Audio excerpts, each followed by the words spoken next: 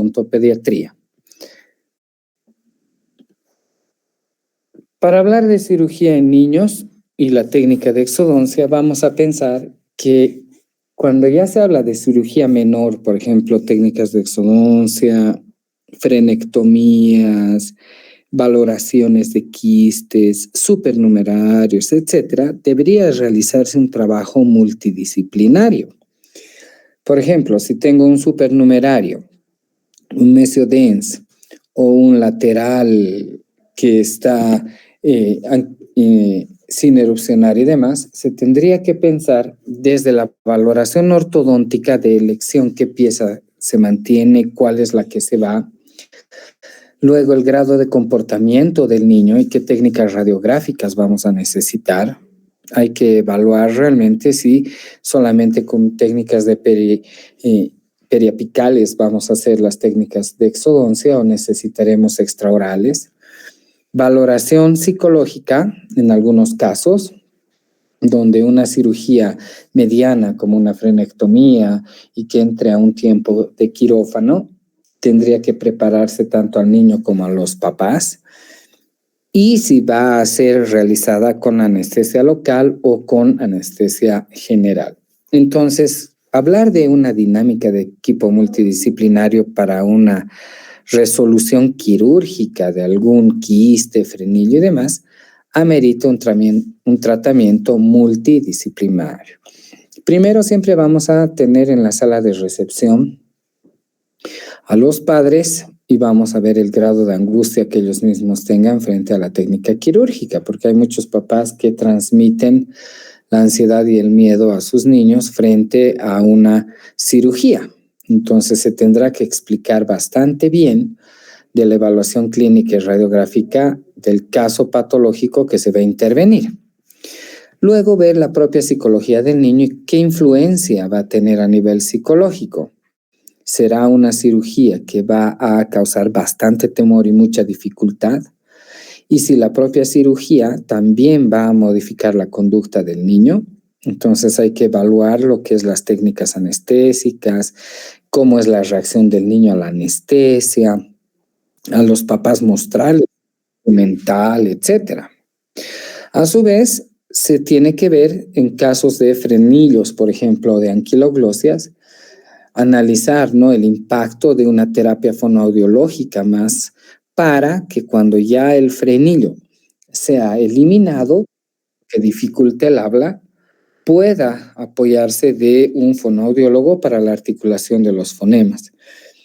Y en el caso de pérdidas de piezas dentarias, ¿cómo va a influir la cirugía y la exodoncia en la oclusión del niño? Porque también puede ser que por pérdidas prematuras se alteren vías de erupción y demás.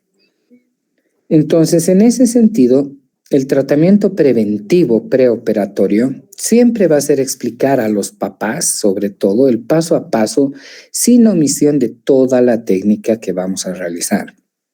Inclusive, no se deberían realizar exodoncias ni nada sin que estén presentes los padres, porque puede haber alguna complicación de hemorragias, una reacción inesperada a la anestesia, una complicación quirúrgica, y si no están los papás, entonces sería muy complicado el manejo hasta legal de ese sentido. Siempre tener en cuenta las normas de bioseguridad, los instrumentales y materiales bien estériles para evitar infecciones postquirúrgicas. ¿Cuánto va a durar la cirugía? Mediante la planificación clínica y radiográfica vamos a determinar si es una exodoncia simple, una exodoncia que amerita odontosección, etc. Mostrar el instrumental que se va a emplear a los papás. Y este es uno de los grandes problemas, los cuidados postoperatorios. El cuidado postoperatorio tiene que ir relacionado inclusive a que el papá comprenda que el niño puede morderse el labio por la técnica anestésica, que vengan úlceras, que vengan problemas postoperatorios, que si no va a controlar la dieta, que si no va a tener un descanso luego de la exodoncia y demás, puede complicarse el hecho quirúrgico y llegar hasta infecciones. Entonces, Generalmente para hacer todas estas explicaciones en niños que ya están en etapa escolar, no se hacen las exodoncias sin previo aviso, sin previa desensibilización.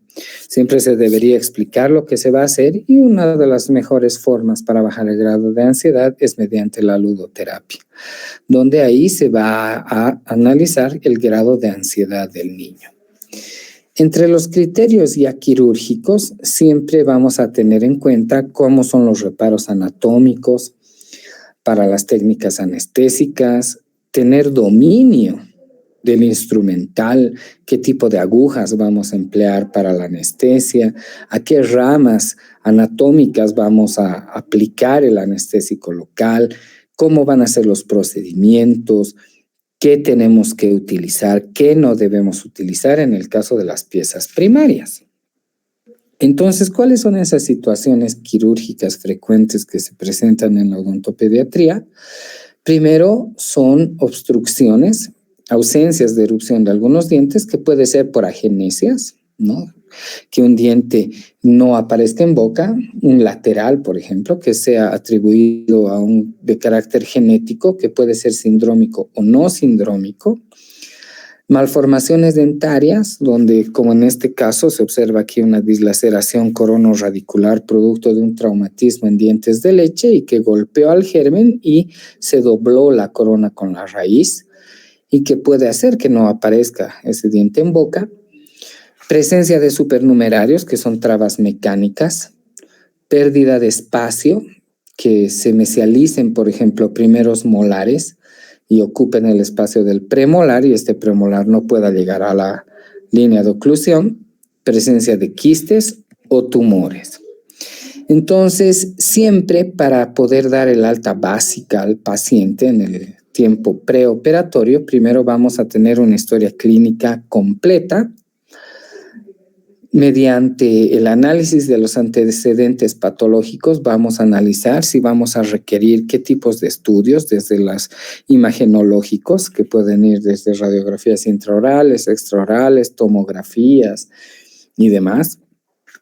También se verá análisis de laboratorio, en el caso de tumores, biopsias, análisis de líquido de los quistes para ver qué componente y qué tipo de líquido te presenta un quiste y hasta estudios de patología.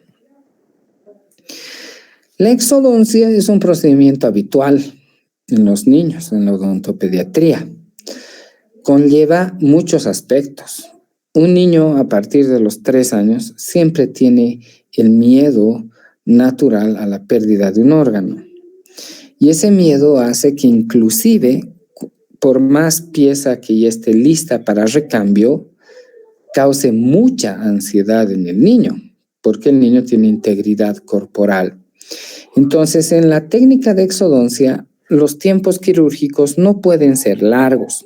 Tienen que tratarse de hacer las exodoncias lo más rápido posible. Y siempre aminorar psicológicamente la pérdida del órgano dentario. Por eso hay la historia del ratón Pérez, de la edad de los dientes, que ayudan a sobrellevar psicológicamente en el niño lo que es la pérdida de un diente. ¿Qué consideraciones previas vamos a tener frente a la técnica de exodoncia? Entre las consideraciones biológicas, tenemos que pensar que la cavidad oral del niño es pequeña, entonces el instrumental debe ser pequeño. Por eso los forceps pediátricos son de menor diámetro, para que puedan camuflarse inclusive en la palma del operador y el niño no vea como un verdadero alicate que estamos utilizando. Y al tener una apertura bucal reducida en el niño, también es complicado porque nuestras maniobras tienen que ser delicadas para no golpear las piezas antagonistas. Luego, las reacciones de hipersensibilidad que pueda tener el niño a los fármacos. No toda exodoncia conlleva manejo analgésico y antibiótico. Si la técnica quirúrgica ha sido adecuada, sin mayor problema, no amerita por qué dar una cobertura antibiótica. Pero si la pieza realmente tiene una previa infección muy severa, el tiempo quirúrgico ha sido muy largo, se ha destruido mucho tejido, ahí tenemos que pensar en 2 opciones. o doy cobertura analgésica antiinflamatoria y me acompaño tal vez de la cobertura antibiótica. O sea que hay que ver cómo va a ser esa cobertura farmacológica en el paciente y qué respuestas indeseadas vamos a tener. El grado de risólisis. El grado de risólisis depende en los molares, sobre todo, de la dificultad con que se tenga la exodoncia. Por ejemplo, acá tenemos una pieza donde presenta una risólisis asincrónica y estamos viendo inclusive que en la raíz mesial acá la parte apical es de alto riesgo porque tiene este tipo de reabsorción. Entonces puede ser que con la técnica de exodoncia se fractura y llegue a quedarse ese ápice. Entonces hay que analizar bien los grados de risólisis para saber inclusive si utilizamos forceps o directamente con elevadores. ¿Cuáles son las indicaciones para las exodoncias en dientes de leche? Primero, caries severas que comprometan la raíz y que las piezas ya no sean restauradas, ¿no? Entonces, caries de la infancia temprana severa que ya producen grandes abscesos, grandes fístulas y han producido una reabsorción interna, un foco infeccioso muy severo. Luego, cuando evitan la erupción de un diente permanente, cuando son dientes persistentes a la época de recambio, o sea,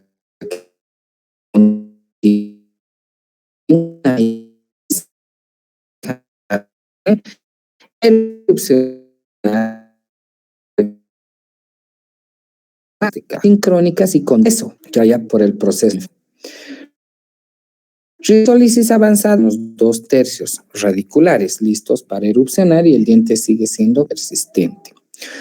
Luego, por motivos ortodónticos, exodoncias seriadas de premolares por falta de espacios o cuando los dientes están anquilosados, ¿no? Que es una patología que puede darse en los segundos molares primarios. ¿Cuáles son las contraindicaciones para la exodoncia? Algún proceso periodontal agudo, GEA, que esté cursando el niño, GUNA. No se puede realizar una exodoncia porque puede producir alta contaminación y sepsis. Que no haya un consentimiento informado por parte de los papás, que el papá no esté de acuerdo con la exodoncia. Si el papá no está de acuerdo con la exodoncia, pues firmará un documento donde indique que él es el que no está aceptando la técnica quirúrgica y por ende no la estamos realizando. O sea que debería haber una firma por parte de los papás aceptando la técnica aún más simple que sea la exodoncia. Cuando hay un riesgo sistémico grave del paciente, que tenga una discrasia sanguínea, esté en estadios agudos de leucemia, radioterapia, quimioterapia, o en pacientes con grandes coagulopatías que pueda conllevar a grandes hemorragias o riesgos de infección. ¿Qué consejos previos se debe dar a la exodoncia? Siempre explicar claramente si es que vamos a dar una premedicación antes de la cirugía. Por ejemplo, si me viene un niño con una gran celulitis, un gran absceso, no vamos a hacer ese mismo día la exodoncia, tenemos que controlar la infección. Entonces indicaremos qué medicación previa y a los cuántos días recién vamos a hacer el acto quirúrgico.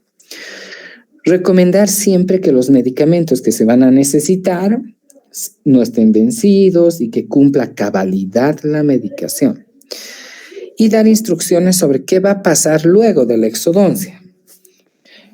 Cómo va a ser la dieta, la recomendación de dieta, de líquidos, no consumo de condimentos, no puede cebollas, ahogados, bebidas carbonatadas, estar en reposo, no directamente hacer ejercicio, siempre hablar de esas instrucciones luego de la técnica que vamos a hacer quirúrgica. ¿Cuál es el instrumental necesario? En niños tenemos dentición mixta también. Bien, entonces, si es que vamos a hacer la exodoncia de una pieza permanente, vamos a ir con todas las recomendaciones de instrumental para un diente permanente, que ustedes ya lo conocen en cirugía. curetas de alveolo, sindesmótomos, pinzas de sutura, tijeras, hilos, todo para un diente permanente. En cambio, para un diente de leche vamos a solamente emplear sindesmótomos, elevadores de hojas muy delgadas, forceps, y no vamos a ir a curetaje ni suturas. Los forceps, ¿qué características tienen? Los forceps tienen una parte activa y tienen un mango, ¿no? Y de acuerdo a si son superiores, son curvos sobre el borde, como estamos viendo acá, o curvos sobre el plano de lo que es la parte activa, ¿no? Entonces, tenemos los forceps, picos del oro, generalmente, que son para las piezas inferiores, y los curvos sobre el plano, que son para las piezas superiores. Tienen un mango pequeño para que se camufle en la mano del operador y no cause ansiedad de que es un alicate el que está entrando a la hora de hacer la técnica de exodoncia. Por eso son pequeños. Además, por la cavidad bucal, que tiene una apertura bucal pequeña. Este es el juego de instrumental de exodoncia para piezas superiores. Está constituido por un forceps universal, sea derecho e izquierdo para posteriores, un forceps para anteriores y un forceps en forma de bayoneta, que es para restos superior. El forceps para anteriores es de bocados, presenta doble bocado y nos puede servir para centrales, laterales, como también para caninos, ¿no? Entonces es igual al de las piezas permanentes, pero mucho más pequeño. Aquí ya viene una gran diferencia en el forceps de primarios a comparación del forceps de permanentes. El forceps para primarios presenta doble uñeta, que estamos viendo aquí. Doble uñeta, lo que en el permanente presenta uñeta y bocado. En el primario no. Y generalmente inclusive tiene la forma de una bayoneta. ¿Por qué presenta doble uñeta? Porque el nacimiento de las raíces es directamente del cuello y del área de la furca. Entonces, esta doble uñeta permite ingresar hasta dentro del área de la furca para que no existan fracturas coronarias y pueda haber una mejor sujeción de la pieza primaria. Los forceps para restos superiores son en forma de bayoneta y de bocados bien agudos, bien delgaditos, igualito al de las piezas permanentes, pero mucho más pequeño en sus dimensiones. Y los inferiores, que son curvos sobre el borde, tenemos igual 3. Tenemos para anteriores, para posteriores y para restos. La única diferencia entre el para anteriores y para restos es que contactan ambos extremos, nada más del forceps, lo que para anteriores están separados. El forceps para anteriores e inferiores puede servir para incisivos, laterales, caninos, es curvo sobre el borde y tiene bocado. Puede servir también para piezas parcialmente destruidas, no solamente para anteriores e inferiores.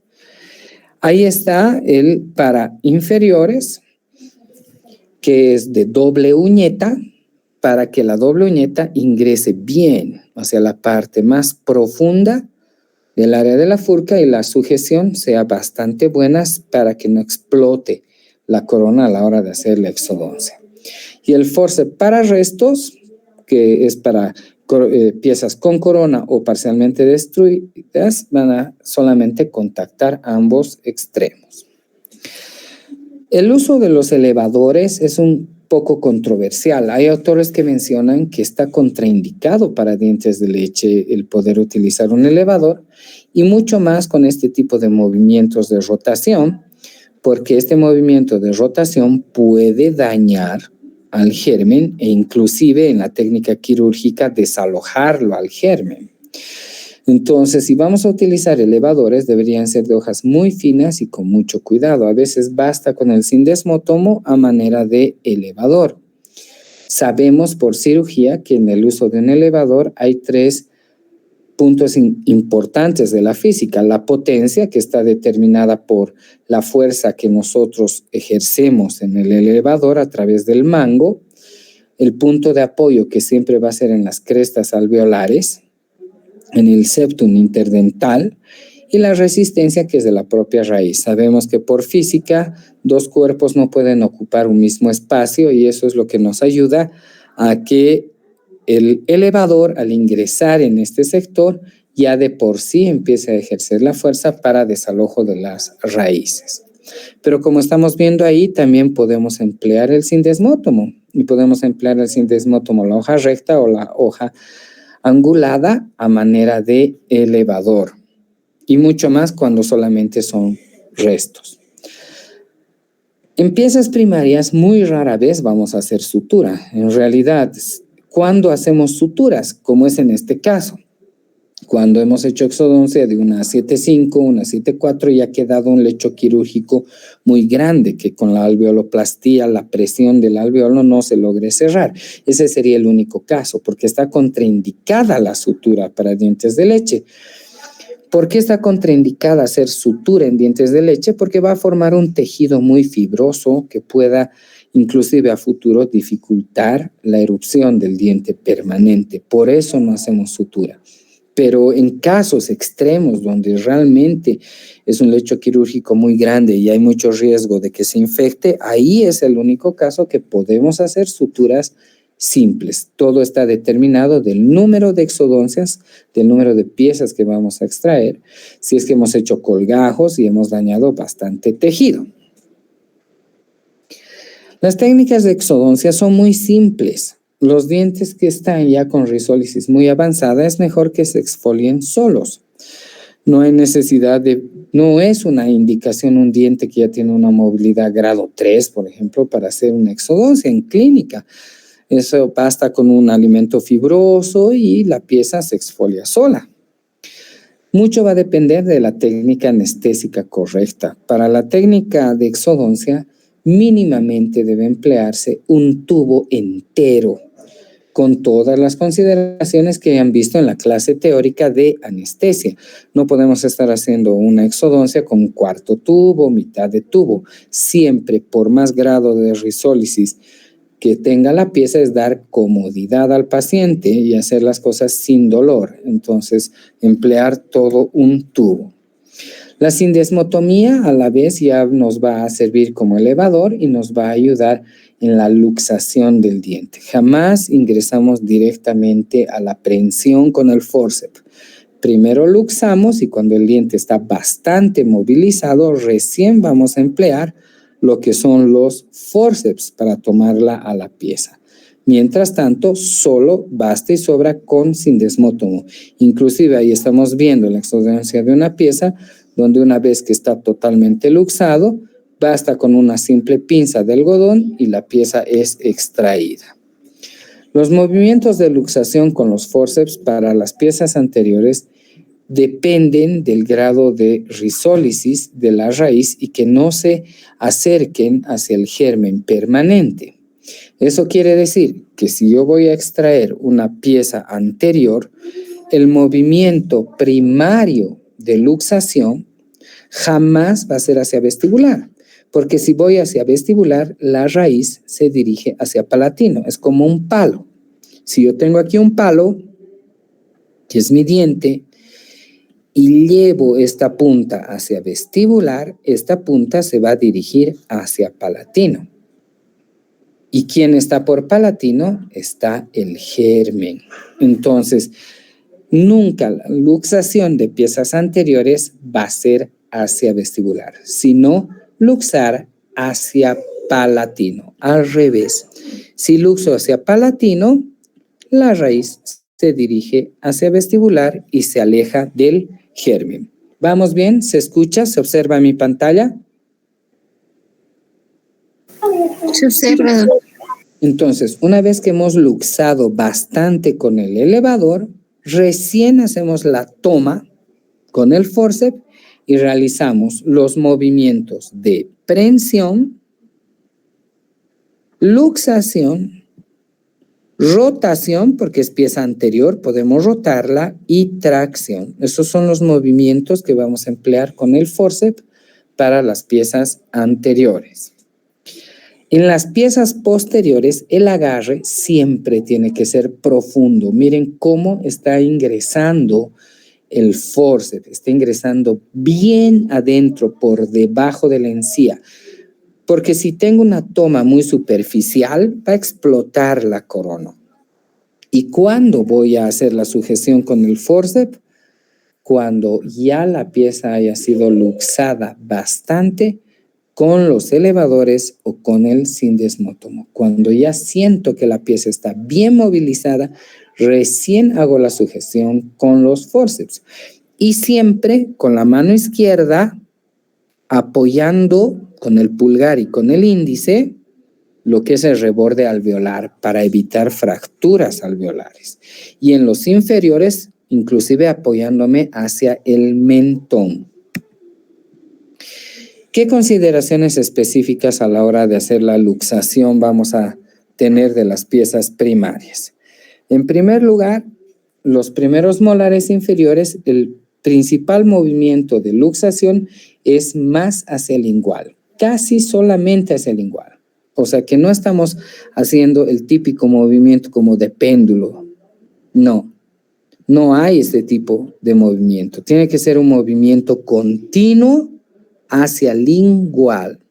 No ser torpe, pero sí con un movimiento continuo hacia el lingual. En cambio, en el segundo molar inferior va a ser al contrario, y esto es por las tablas del hueso. Va a ser más hacia vestibular. Entonces, una vez que hacemos la luxación bien hacia vestibular, luego vamos a la tracción. No tenemos que estar mucho tiempo haciendo ese movimiento típico de péndulo, de vestibular al lingual, de vestibular al lingual, porque el niño eso es lo que percibe y le da miedo. Esa sensación de luxación es la que cambia la conducta en el paciente. En cambio, si nuestro movimiento es continuo pero seguro, el niño no va a tener tanta ansiedad que estar sintiendo que su muela se está moviendo en péndulo. Una vez realizadas las exodoncias, vamos a irrigar el lecho quirúrgico con suero fisiológico, con una gasa, con suctor, para eliminar cualquier tipo de esquirla, para eliminar cualquier residuo que haya quedado en el alveolo, y de esa forma vamos a tener un lecho quirúrgico más limpio. Luego vamos a ir a la alveoloplastía, que vamos a hacer una buena presión de las tablas para cerrar bien el alveolo, y no va a sutura. No hay curetaje y no hay sutura en los dientes de leche. ¿Qué complicaciones pueden existir en el momento de la exodoncia? Primero, fracturas de la parte apical. Y en ese sentido, doctor, ¿qué hacemos? Buscamos el ápice, hacemos un colgajo. Si el ápice es muy pequeño, se lo deja al ápice y va a ser expulsado como cuerpo extraño, o se va a anquilosar y se va a reabsorber. Porque hay mucho riesgo de buscar un segmento apical y dañar al germen. Entonces, las fracturas apicales, si queda un ápice muy pequeño, es mejor no tocarlo, es mejor no buscarlo. Solamente, pero estoy hablando de ápices, o sea, de segmentos muy chiquititos. No estoy indicando de que se puede dejar una raíz completa y demás, no. Solamente si hay una fractura apical. Otra complicación, producto de no haber tomado una buena radiografía, ver si las raíces, por ejemplo, están bien relacionadas con el germen, porque pueden haber raíces de esta forma,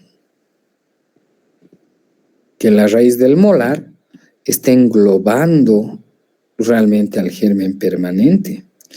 Entonces puede haber una abulsión junto con el diente de leche de lo que es el germen permanente. Otra, abulsión de los dientes contiguos. Estoy queriendo extraer un molar y resulta que mi canino más se va por la fuerza que estoy haciendo, ejerciendo. Luego, avulsionar al germen permanente, como estamos diciendo. Otra, que a las 24 horas posoperatorias, las complicaciones, pueda venirme una infección, y eso es muy raro en dientes de leche. El porcentaje de infecciones de dientes deciduos es muy bajo. Esto porque son piezas pequeñas, no es un gran lecho quirúrgico, y si vendría aquello es producto de una mala técnica quirúrgica, desde que los instrumentales no estén bien estériles hasta que el campo quirúrgico se haya contaminado, ¿no? Entonces, en ese sentido, puede ser también porque no ha cumplido con la cobertura farmacológica previa que nosotros hayamos dado, porque en su dieta no cumplió con las recomendaciones de dieta blanca y blanda por lo menos durante 3 a 5 días post-exodoncia, y el niño directamente haya ido a hacer un deporte, ha sido expuesto al calor y no se ha empleado más bien compresas frías. O sea, ya es propio también de los cuidados no dados por parte del papá hacia el niño. Otra es una gran inflamación, y esto es frecuente de que se inflame la zona porque la exodoncia ha sido complicada. Un niño que no ha colaborado, donde se ha tenido que hacer 2 veces, 3 veces la técnica anestésica reforzándola, una exodoncia de un molar definitivo que ha meritado odontosección y demás, entonces puede complicarse a gran inflamación, y ahí se tiene que evaluar el uso de analgésicos antiinflamatorios, compresas frías para evitar esa inflamación. La infección es poco frecuente, lo que les decía, porque inclusive los mecanismos de la saliva, las inmunoglobulinas, evitan, ¿no?, esa infección. Hematomas, porque la técnica ha sido muy cruenta, se ha dañado bastante tejido, y ahí tendríamos que dar siempre cobertura antibiótica, ¿no?, para evitar una sobreinfección, ¿no?, del hematoma, y compresas frías, así se maneja el hematoma. Hemorragias que vayan más allá de los 30 a 45 minutos después de la cirugía, porque tal vez un vaso, se ha dañado un vaso, un capilar, frecuente en primeros molares, segundos molares inferiores. Estaba muy cerca al dentario inferior, por ejemplo, exodoncias en terceros molares, ¿no?, y que se haya dañado bastante tejido.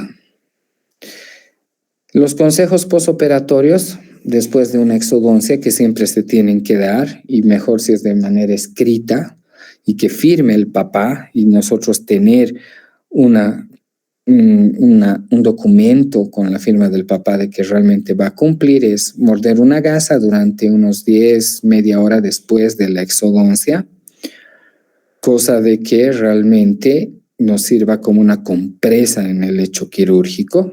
¿Se me escucha, muchachos? Sí, doctor. Ya. Que muerda la gasa y luego recién la elimine.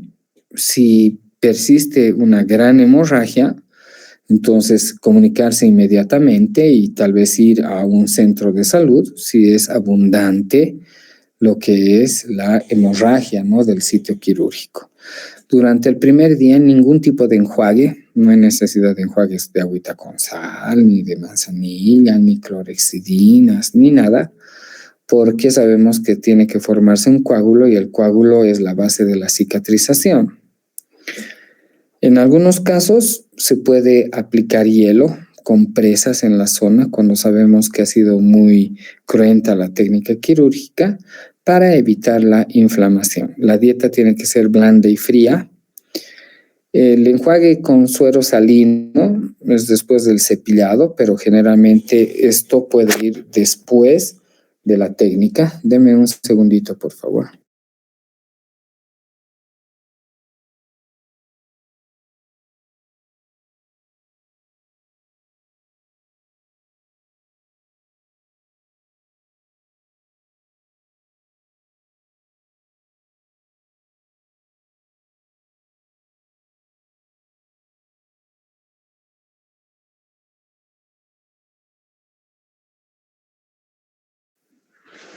Ahora sí.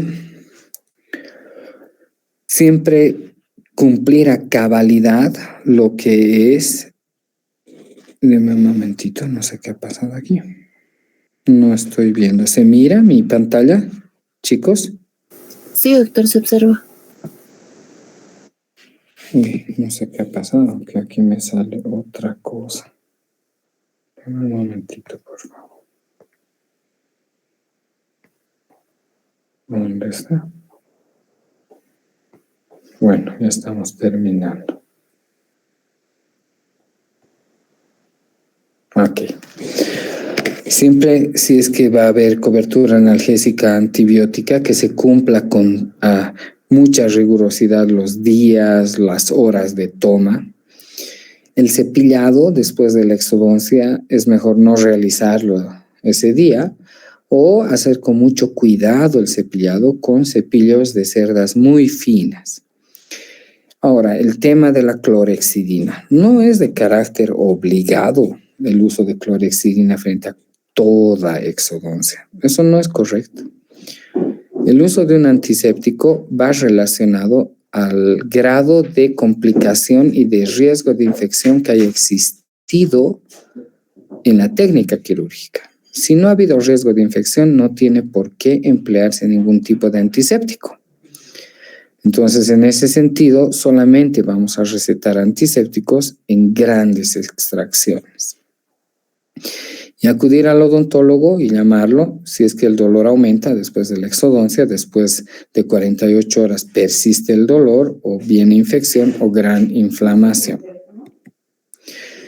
Entonces, siempre consultar al odontólogo si el dolor aumenta durante las primeras 24 horas y si la hemorragia es severa y persiste todavía mucho tiempo después de la exodoncia. Con todas esas recomendaciones y con todos esos detalles, la técnica quirúrgica entonces de exodoncia de piezas de leche es bastante sencilla. El único gran problema que complica es la conducta, ¿no? Es la conducta del niño y los miedos que pueda tener frente a una exodoncia. Entonces, que un niño llore, por más simple que sea una exodoncia, siempre vamos a manejar ese llanto con refuerzo positivo, porque una exodoncia para un niño, por más colaborador que sea, siempre va a ser un procedimiento mutilante y agresivo. Entonces hay que tener tolerancia, hay que tener comprensión a la hora de realizar exodoncias y que nuestros pacientes cambien de conducta. Ok, muchachos, con esto estamos concluyendo nuestra clase del día de hoy. ¿Alguna pregunta respecto al tema?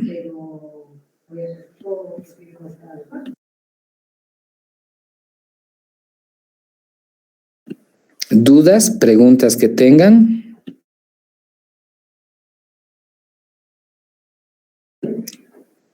Muy bien. Entonces nos estamos viendo en la clase que me toque más adelante. Tengan buenas noches y a descansar. Chao, chicos.